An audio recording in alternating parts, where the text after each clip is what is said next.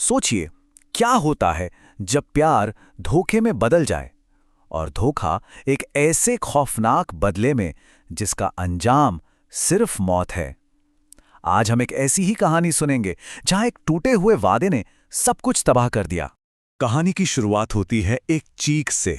आधी रात का सन्नाटा है और आशीष चिल्लाता है, माँ, वो मुझे मार डालेगा। कौन कौन उसे मार डालेगा? बस यहीं से उस खौफ की शुरुआत होती है जो सब कुछ खत्म कर देने वाला था। तो आशीष ठाकुर, एक अमीर बाप का बेटा जिसके पास सब कुछ था, उसे अपनी हवेली में सबसे महफूज होना चाहिए था, है ना? पर अब वो एक ऐसे अनजाने डर से कांप रहा था। सवाल ये था कि क्या ये डर बस उसके दिमाग का वहम था या सच में कोई उसे देख रहा था। और फिर एक दिन आशीष का सामना उस चीज से हुआ जिसने उसकी पूरी दुनिया ही हिला दी। उसने देखा अपने ही हमशक्ल को। सोचिए जरा, एक साया जो बिल्कुल आपकी तरह दिखता हो, लेकिन उसकी आंखों में इंसानियत की जगह सिर्फ और सिर्फ वहशत हो। और ये कोई मामूली वहम नहीं था, नहीं, उसकी आंखें बिल्कुल खून की तरह लाल थी, नाखून किसी खूंखार जानवर के पंजों जैसे, और उसकी गुर्राहट ऐसी कि किसी की भी रूह कांप जाए। ये शरीर तो आशीष का था, पर उसके अंदर कोई और ही था।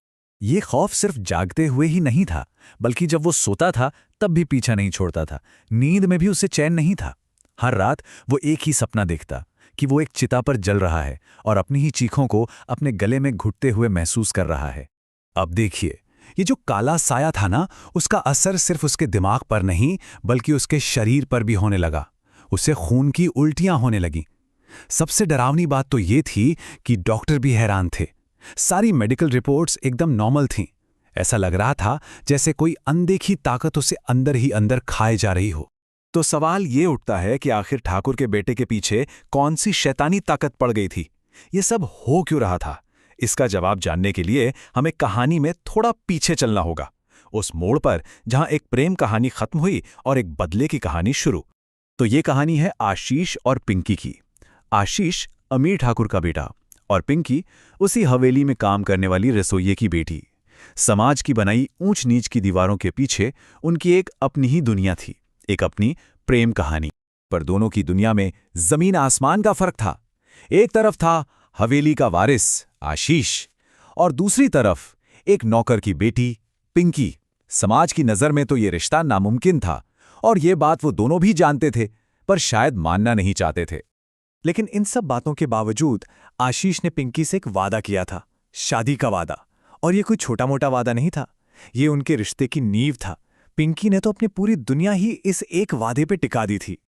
और फिर कहानी में वो मोड़ आया जिसने सब कुछ बदल कर रख दिया। दौलत और शोहरत के लिए आशीष ने अपना वादा तोड़ दिया, और इसी धोखे ने एक मां के दिल में बदले की वो आग जलाई जो सब कुछ राख कर देने वाली थी। और जानते हैं उसने पिंकी से क्या कहा? उसने कहा, 1-2 टके के खिलौने को सारी उम्र साथ लेकर तो नहीं घूमूंगा ना। सिर्फ ये शब्द। इन शब्दों ने पिंकी का दिल ही नहीं, उसका भरोसा, उसका वजूद, सब कुछ तोड़ दिया।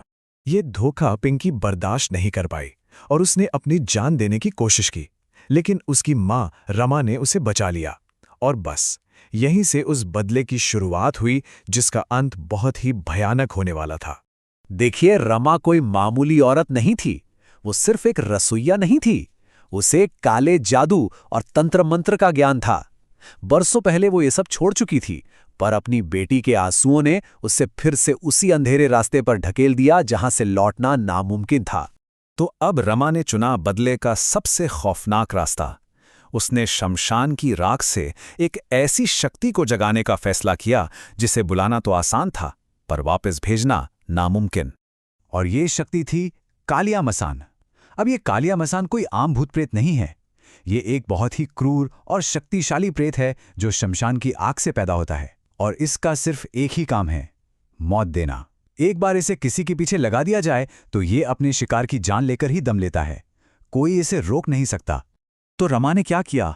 वो आधी रात को शमशान गई, एक जलती हुई चिता के पास बैठी, और उसने वो खतरनाक मंत्र पढ़ने शुरू किए जिन्हें पढ़ना मना है। और आखिर में एक मुर्गे की बलि देकर उसने उस शैतानी सौदे को पक्का कर दिया।